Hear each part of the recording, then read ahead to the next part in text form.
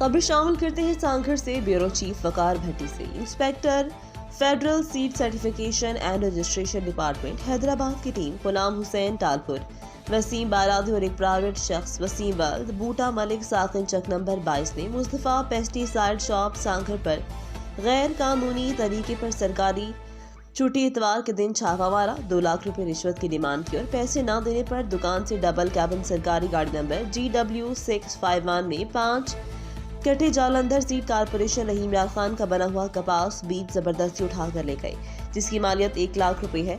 Mustafa pesticide दुकान के manager Rehan Ahmad का कहना है कि एक तो पहले ही सैलाब की तबाही की वजह से कारोबार मुकम्मल तौर पर तबाह बर्बाद हो चुका है, बेरोजगारी बढ़ चुकी है। दूसरी जानिब महकमा federal seat certification and registration department का अमला कपास का बीज फरोख्त करने वाले दुकानदारों से रिश्वत तलब करता है और ब्लैकमेल करा है। उन्होंने हुकूमत से मुतालबा किया कि federal seat certification and registration department Hyderabad की ब्लैकमेलिंग रिश्वत सितानी का सिलसिला फौरी बंद किया जाए। उनका जब्त करदा कपास बीज वापस दिलाकर उनकी राशि अफसरान से दुकानदारों को तहफ़्फ़ुज़ फराहम किया जाए। देखते रहें रेड न्यूज़। मज़ीद अपडेट के लिए विजिट करें हमारी वेबसाइट rednews.pk। हमारे दुकान पर सांगड़ में मुस्तफा पेस्टिसाइड फर्टिलाइज़र के इतवार वाले दिन मतलब 12/3/2023 इतवार को छुट्टी के दिन मतलब सीट कारपोरेशन वाले बंदे आए। उनके साथ एक गुलाम मुस्तफा टालपुर साहब थे, एक वसीम बलादी और एक प्राइवेट पर्सन वसीम मलिक साहब थे।